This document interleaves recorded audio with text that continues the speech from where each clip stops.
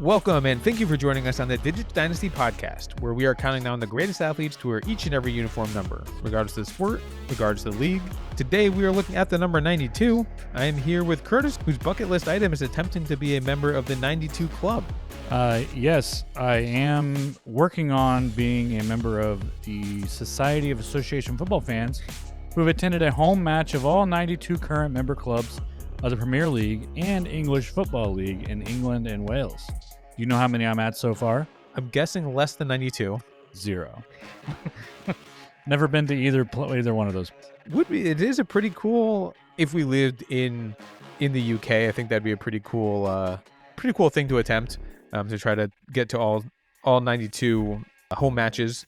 I've tried doing that for baseball. I have probably about 10 stadiums under my belt in the Major League Baseball system. 10 current stadiums or 10 stadiums? I believe they're all still current.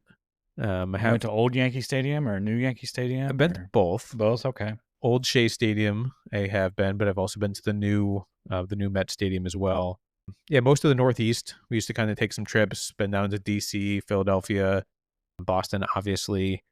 Had a college roommate who is from Wisconsin, so we did a whole trip out there. We did a couple Chicago fields, did Milwaukee, and then have done a couple down here in Florida. So there you have it. Working my way most of the East Coast, 1 or 2 out west, but not quite as many as I'd like. Yeah, now I know we've been to a Rays game. We actually took the kids one year. They did something with the library. Yeah, they got to run around the tickets. Got to run around the bases after the game. Yeah, but I'm not sure that stadium is coming back after Hurricane Milton. So we'll see what happens there, but we might have to put another notch on your belt if they can get another stadium. That's an extra stadium, and then we can also go to the they're going to be playing at Jordan Steinbrenner Field this year, so we can knock that off the list too. Nice. I actually got tickets to Steinbrenner Field for Christmas. Nice. See the Yankees and the Cardinals there in February for spring training. So it'll be nice to see some of those Yankees players. I know Paul Goldschmidt got traded from the Cardinals to the Yankees, so we'll be able to see him in the pinstripes. But a nice stadium at Steinbrenner Field there in Tampa. Yeah, right across from the Raymond James. Yeah, pretty cool. Got all the retired numbers from Monument Park out in the front there. You can walk through. Yeah, I've never been to a game there, but we walked past it or walked through it going to Raymond James. You know, we parked with the cheap folks there in the parking lots that are a few blocks down from the stadium. We got to walk through and didn't even know all those statues and memorials were there. And yeah, they got a lot. And it was pretty cool. So part of the 92 Club, it's all the home stadiums of the Premier League, the Championship, League One, and League Two. It could change year to year though, depending on relegation and promotions, which I think is the coolest. I wish there was a way we could do that in America. Big fan. Such a cool concept that if you're not a good team, then you don't belong in this league and you're going to go down. Or you're really good. I guess it's very popular now, but the Wrexham team, like getting promoted 2 different times now, like it's just cool that you can work your way up. Like, could we do that with, obviously it's now too late to do with any of our big sports teams, but it's really cool how that works. Well, they're trying to figure out how to prevent tanking. Yeah, and that would do it. If you're not going to make money anymore. If you're the worst team, and who's the worst team in football this year? It's the Patriots are up there. Okay, you're the Patriots. You've been known to be terrible. Well, yeah, I mean, these teams at this point are saying, well, maybe we won't try as hard. We want that number 1 pick. This is an easy answer to say, you know what? You're going to want to win that last game or else you're going down and playing in the SEC. Seriously, and the SEC will beat you. But if there was, even in college, if you could do some sort of regulation or promotions, that'd be kind of cool. Yeah. But yeah, I'm a fan. It's all about money, and that would encourage teams to try harder. The longest place name in history by an English-speaking country has 92 characters in it. It's a hill near Waipukuru in southern Hawke's Bay, New Zealand. The summit of this hill is 305 meters above sea level, just about 1,000 feet. And the hill is notable primarily for its unusually long name, which has Maori origin, and it's also shortened to Tuma. That's nice of them. For brevity, but I'm gonna say it for you right now. Taumata fuka tani hanga ho wuwu o tamatia tude pakaka bukaka pike Maunga hodu nuku bukoi vinoya ke toinata. I think I got it. Which means you're welcome. It does roughly translate as the summit where Tamatea, the man with the big knees, the slider, climber of mountains, the land swallower who traveled about, played his flute to his loved one. He played the flute of all the instruments. That's it. Okay. That's it. You know, there's one spot in that word where there's 7 straight vowels. And I got to tell you, I nailed it. You nailed the pronunciation. I have been known to not be a great pronunciator. Pronunciator? You wouldn't call yourself a linguist? I am not, and my family would always give me a hard time. But since being on this podcast, I feel like it's really important that these names and stuff are accurate. So I've been looking up some pronunciations so I don't screw it up.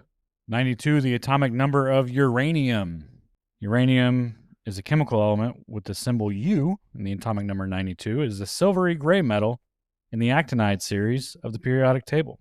It's one of the heaviest naturally occurring elements and is 18 times denser than water. The major application of uranium in the military sector is in high-density penetrators. At high impact speed, the density, hardness, and pyrophoricity of the projectile enable the destruction of heavily armored targets.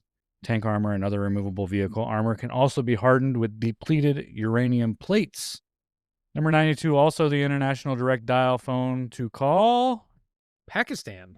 A friend from college. Oh, we're getting close. From Pakistan.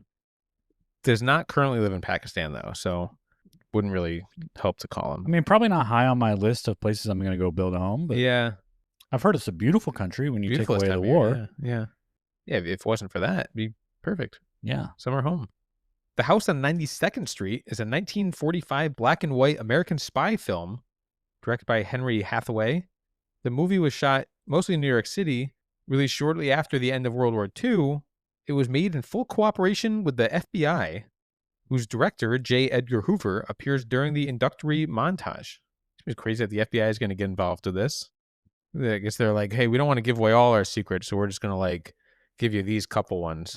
I have to think everything is calculated, so. Yeah, and especially for J. Edgar Hoover. Yeah.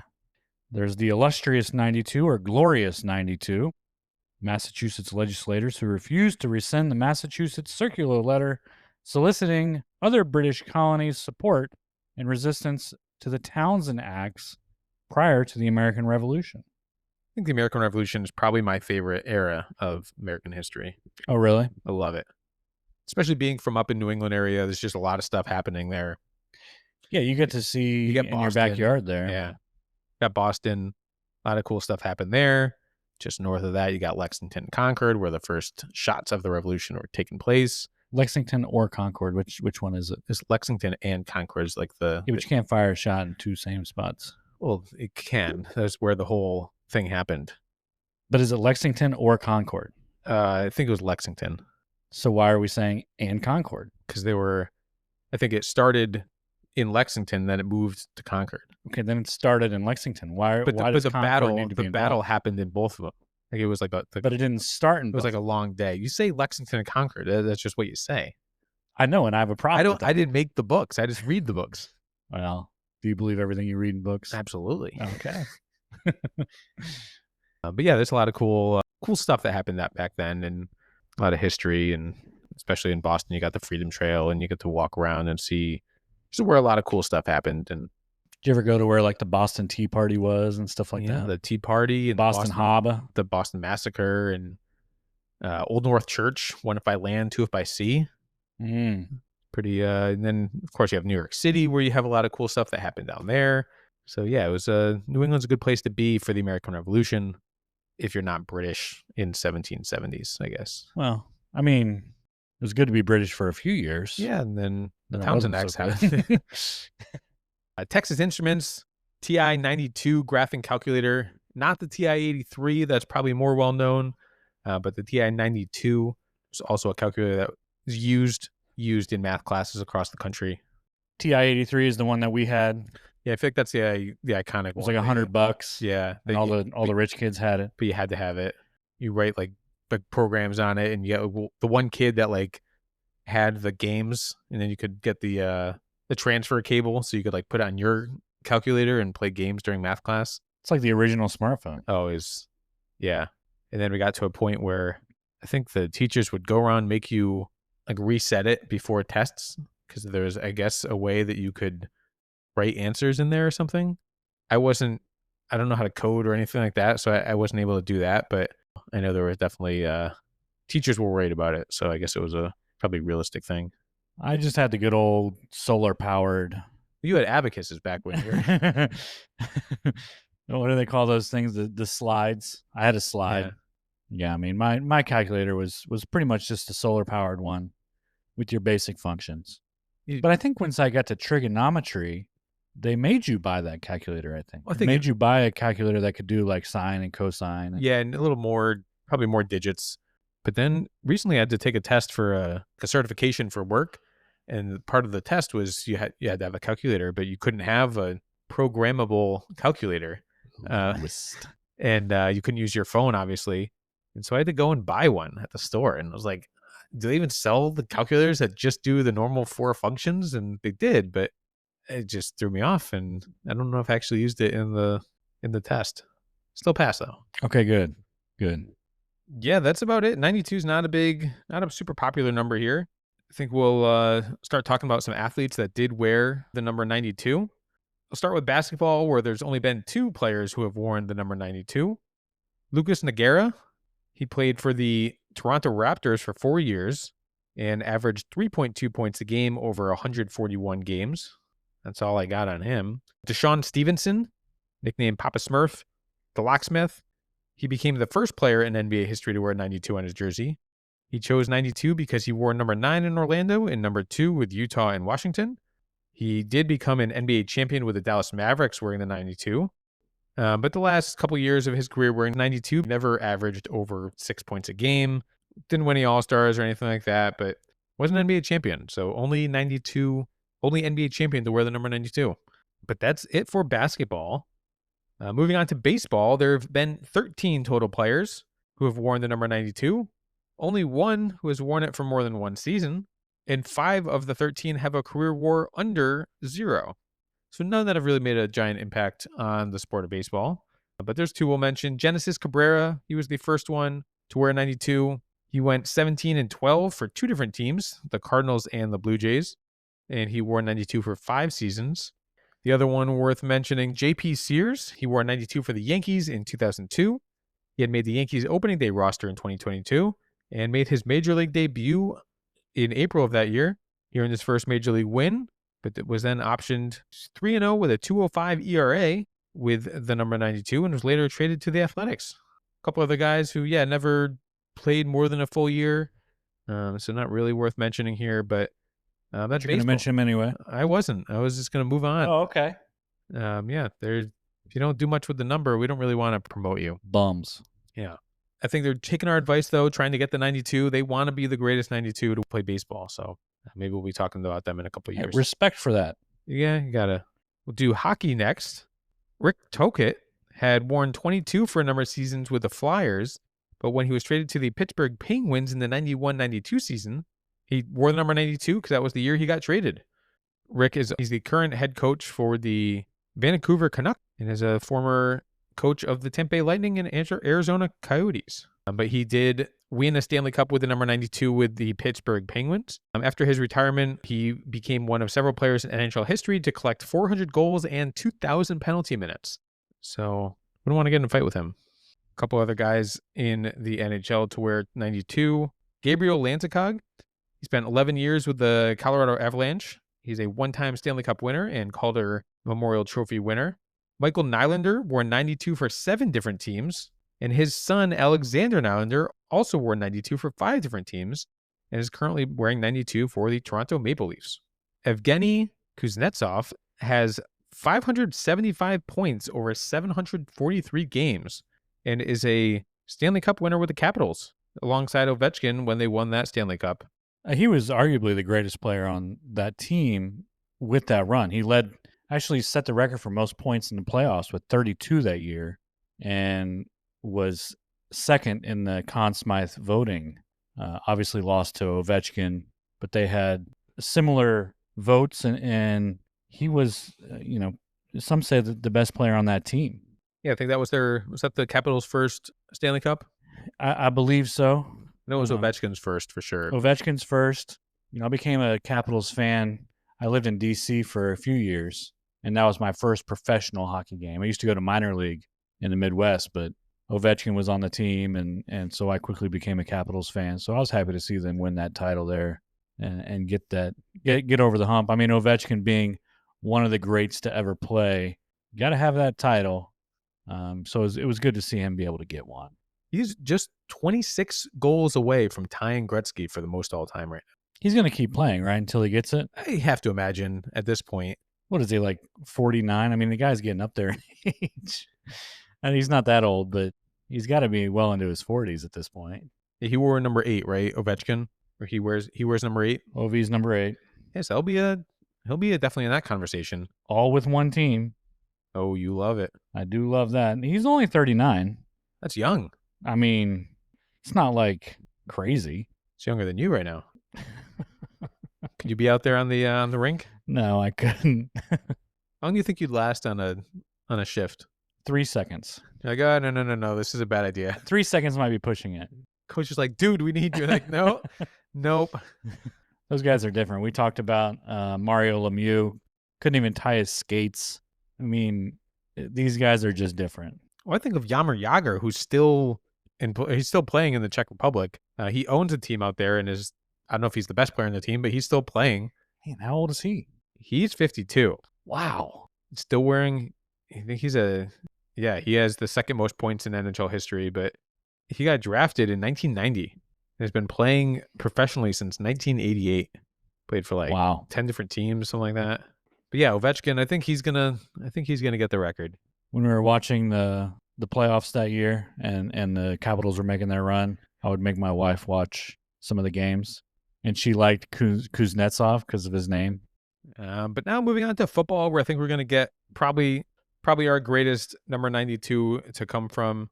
Michael Strahan played his entire 15-year professional career as a defensive end for the Giants. He was a dominant pass rusher. He set the record for most NFL single-season quarterback sacks, which has been since matched by T.J. Watt in 2021, and helped the Giants win Super Bowl 42 over the New England Patriots to put the kibosh on their perfect season in 2007. He was inducted into the Pro Football Hall of Fame in 2014. In 2021, he flew into space on Blue Origin, and many consider that gap between his two middle upper front teeth as his signature feature. He was named the 2001 NFL Defensive Player of the Year and a two-time NFC Defensive Player of the Year in 2001 and 2003. So in 2001, he set the NFL record for sacks in a season with 22.5, the highest tally since it was made an official stat in 1982, breaking New York Jet Mark Gastineau's total of 22. In the final game of that season, with Strahan coming free, Green Bay Packers quarterback Brett Favre slid down. Strahan fell on top of him for an easy sack. After the play during the celebration, many of the Giants' defensive players patted Favre on the helmet. At least one observer accused Favre of deliberately falling to ensure that Strahan would get the record. And of course, now in the last a couple weeks ago, it came out there was that one video of Mark Gastineau, kind of approaching Brett Favre, kind of giving him a hard time for that. And I think Favre took a dive. I think they intentionally called the bootleg. I don't even think it was called a bootleg. I think the whole play was called to be something else. And because I think it was in the waning minutes of that game. I think of a game that's out of hand.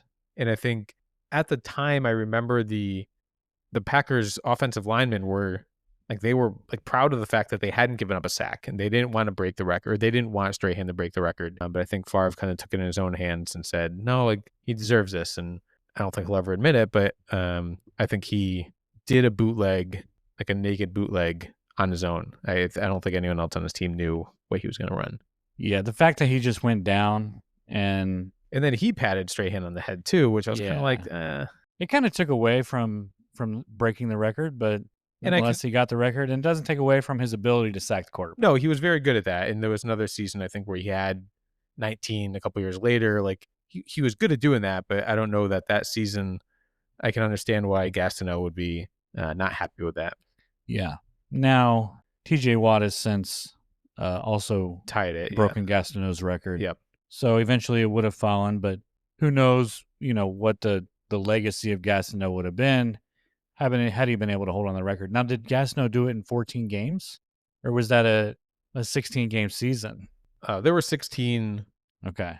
But he had another season where he had 20 sacks. In 83, he had 19 sacks. Like, he was also a very, very solid defensive line guy. Now, Strahan was born in Houston, the youngest of 6 children. His dad was in the Army and was an Army major, actually.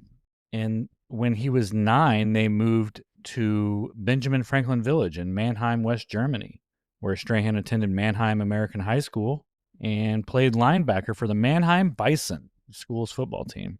The summer before Strahan's senior year of high school, his father sent him to live with his uncle Art, who also played in the NFL as a defensive lineman, so that he could attend high school there. And one season was enough for him to get a scholarship to Texas Southern University, where he graduated from in 93 and entered the NFL.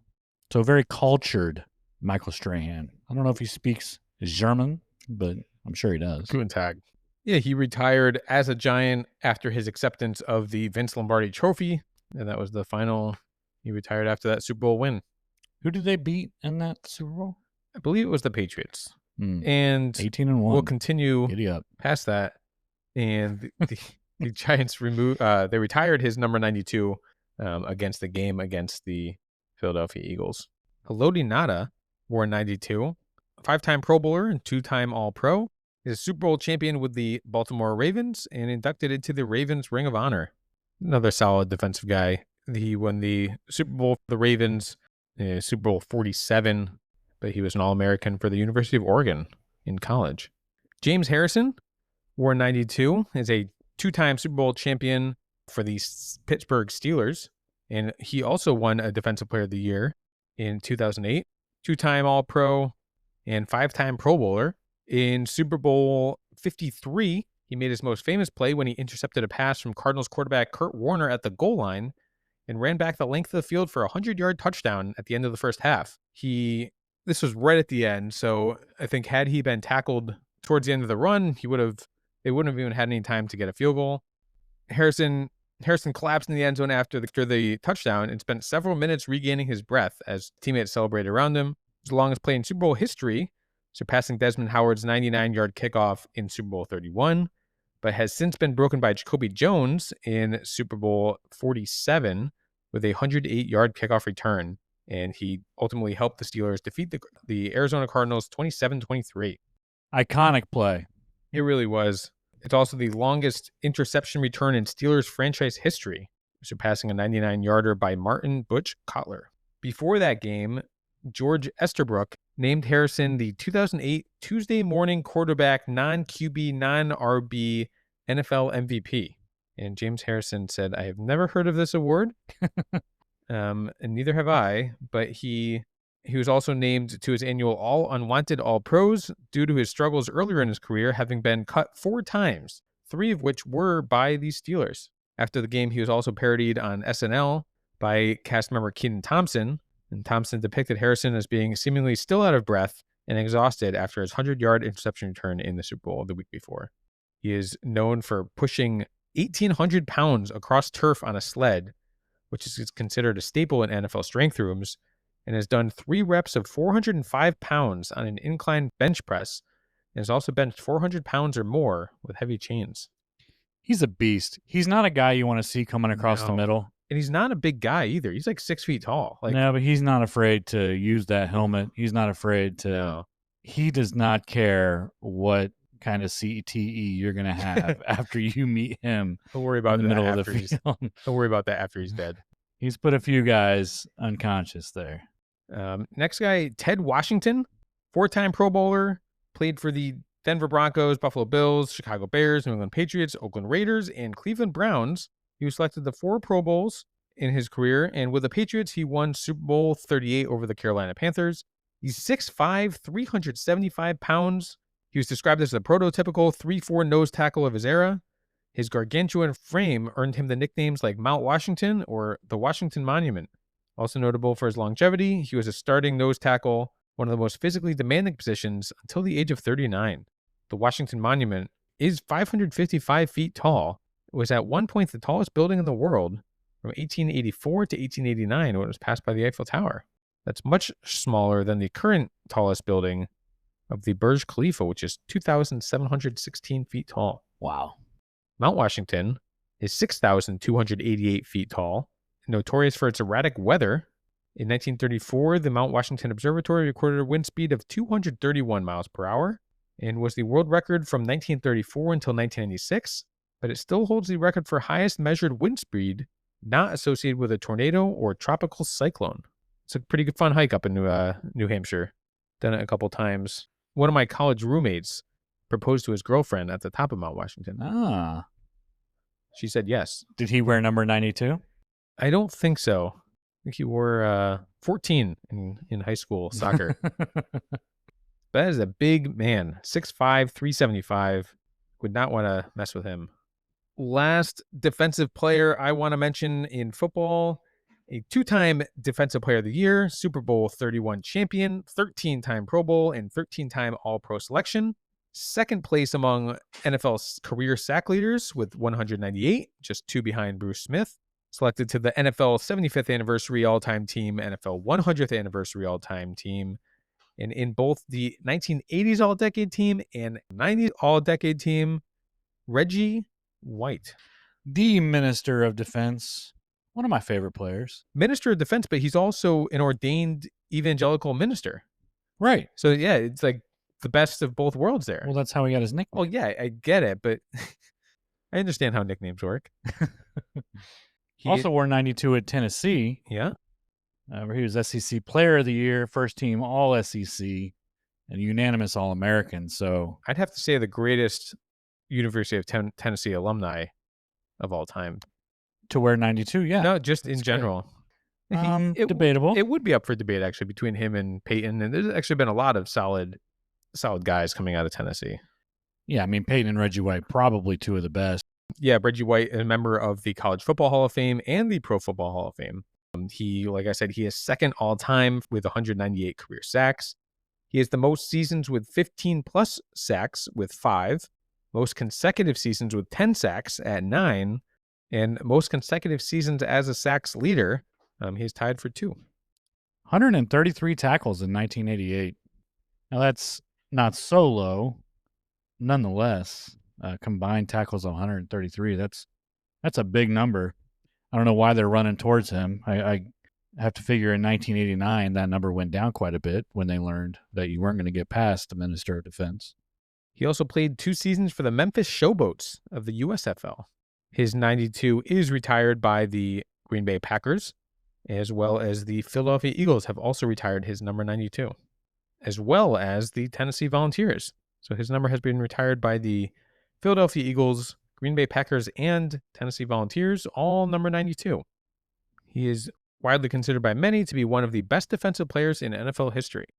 In 1997, he wrestled his only professional wrestling match for World Championship Wrestling. He wrestled fellow NFL alumni Steve McMichael, and the 2 men emulated football tackles during their bout. He received a warm response from the professional wrestling crowd in North Carolina, but did lose to McMichael after being hit with a steel Zero Halliburton briefcase secretly given to McMichael by his 4 Horsemen teammate Jeff Jarrett. You gotta look out for that briefcase. That's pretty lame. He did pass away in 2004, just a couple years after his retirement. The cause of death was arrhythmia. Yes, it was arrhythmia and cardiac and pulmonary sarcoidosis, which White had lived with for years. It was also stated that sleep apnea may have played a major part in his death. Now, with modern technology and everybody wearing the CPAP machines nowadays, you wonder if this could have been prevented and he could have lived a little bit longer.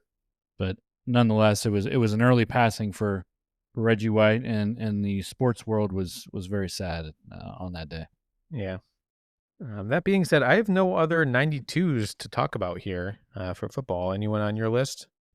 No, like we said, there's not many people. There's not many people wearing 92s. So across any sport, really. But I think our greatest 92 is going to come down to I'd say either Reggie White or Michael Strahan. I'd agree. I mean, you have James Harrison in there. You've got Mount Washington, but I think Reggie White and Michael Strahan both dominated a little bit more than the others. Yeah, they're both in the Hall of Fame. Is there a favorite between the two? I'm partial to Reggie White. I am also partial to Reggie White. You're talking Super Bowl champion, 2-time Defensive Player of the Year, 8-time First Team All-Pro, 5-time Second Team All-Pro, 13-time Pro Bowler, 2-time NFL sacks leader, and just on and on and on. USFL Man of the Year, SEC Player of the Year. Yeah, I think winning 2 Defensive Player of the Year awards is definitely kind of puts him over the edge. It hasn't happened many times that people have won multiple awards for that. Yeah, most consecutive seasons with 10-plus sacks at 9, and most seasons with 15-plus sacks at 5. So, he's got the records, he's got the accolades, he's got the title. And then he also, took a stand and sued the NFL over free agency and kind of paved the way for players to be able to choose where they're going to play and kind of get those bigger contracts. On December 8, 2008 at 2 p.m. at the intersection of 20th and Carter Street in Chattanooga, Tennessee, White's mother, along with other family and friends, were on hand to witness the change to Reggie White Boulevard.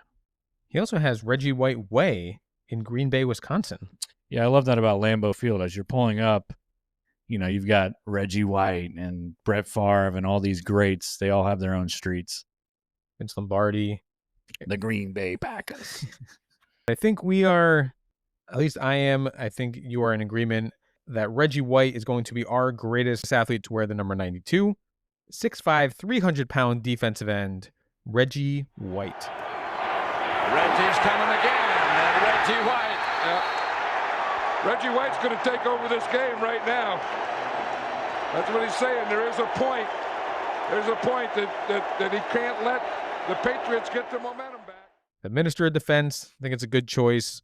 Are we putting up the Green Bay Packers or are we putting up the Philadelphia Eagles? I think you can go either way. You could even put up the Tennessee Volunteers, but he won the title with the Packers. 1 Defensive Player of the Year award for each team. Now, he did play more seasons with the Eagles. He played 7 seasons with the Eagles and 5 with the Packers. He actually got another season there with the Panthers. I'm leaning towards the Packers. What are you thinking? He had 68.5 sacks with the Packers and 124 with the Eagles. I think I'm leaning towards the Eagles. Yeah, and I'm looking at here, first team All-Pro from 86 to 91, and then only twice with the Packers. All right, I'm thinking this is a sack leader in 87 and 88 with the Eagles. I think we're going to be putting up a Philadelphia Eagles jersey here. Yeah, I'm good with it. Yeah, he was basically an All-Pro every single year that he played. Pretty iconic player. I like it. 92 Philadelphia Eagles jersey. Got that kilty green. Yeah, it's a cool jersey. I like the older Eagles jerseys with the big eagle on it. Yeah, and I like that color green better. It is a good green. I like it. Let's take a look at what we're gonna do next week. All right, let's spin the wheel.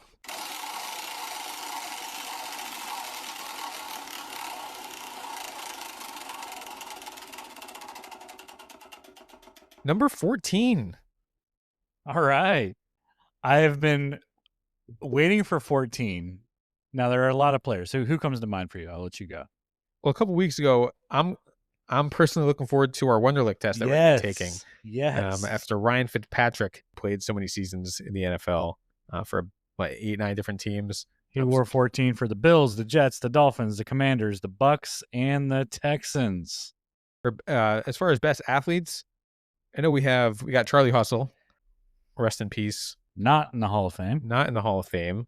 And we did just talk about Barry Bonds last week, so I feel like something's going to come up again.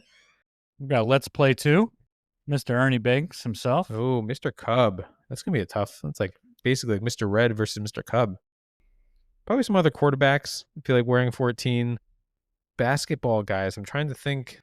Oh, basketball, you got to go way back. You got to go in the Wayback Machine. Bob Cousy, Oscar Robertson. Yeah, those are some pretty good things to look forward to. I feel bad for you that you're going to come up short on the Wonderlic test to me, but that's expected. I like the confidence, and it's going to be quite a letdown if you don't win the Wonderlic test. Well, especially as many times as I've called you a nerd, you better win this test. Just want to make sure you're taking it right. Well, I think it's like a 15-minute limit, or you get like 15 minutes to take the test, something like that. Would you like to monitor my taking of the test? I'll make sure your wife's keeping a timer on you. Don't worry, she always does. Use a TI 92 calculator while you're taking it. Mm-hmm. We'll do a little bit more research here before next week, but looking forward to 14. There we have the greatest number 92 of all time in our books, Reggie White. Write us, let us know if you agree, disagree, if there are any players that we missed. Our email address is digitsdynastypodcast@gmail.com. Our Instagram handle is Digits Dynasty Podcast. Next week, we'll take a look at the number 14. If there are any players that are not to be left off the list, any stories that need to be told about players who wore the number 14, our email address again is digitsdynastypodcast@gmail.com. We got number 14. We talked about Oscar Robertson coming up next week. The big O. He's from Indiana. We used to go to the Basketball Hall of Fame there in Indiana. The Indiana one? It's just a Basketball Hall of Fame. Okay. But yeah, it's pretty Indiana focused. And they had Oscar Robertson just standing with his hand in the air, kind of like a profile, a silhouette. And you could jump up and try to, give him a high five, and, your handprint would kind of be on his silhouette. Your handprint would kind of stick there for a few minutes, and then it would kind of fade away, and you would see how high you could jump. And no one ever even came close to just standing with Oscar Robertson with his hand in the air. They had something similar in the National Basketball Hall of Fame in Springfield, Massachusetts, where they can raise and lower this basketball 6 feet off the ground or 7 feet, I think all the way up to 10 or 11 feet, and you have to try to grab like a rebound from it. And that was also very, very difficult to do. And I think, they had on the wall, they had like Michael Jordan and like these guys that obviously had some pretty intense vertical leaps, and makes me realize that I never should have even attempted to be a professional basketball player. My basketball career peaked at about 10, maybe 11. When you mentioned it, you've shot hoops at the Hoosier, where they shot Hoosiers, right? Yeah, we went.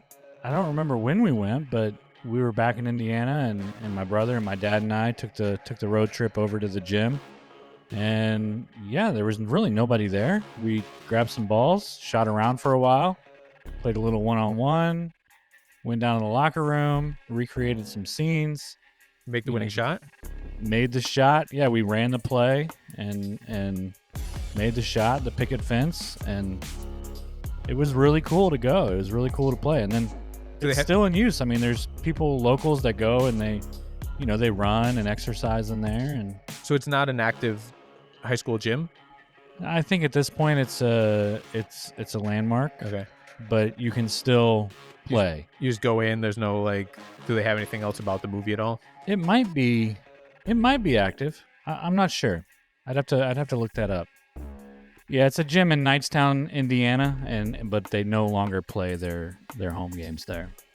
They should probably just do the high school state championships now. Probably holds 100 people. It's not very big. Yeah, it's a few rows of seating and that's it.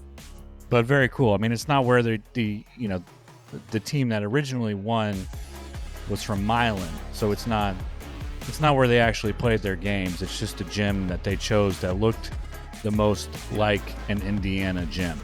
So the film crew chose that location, not the actual location of where Milan played. Gotcha that.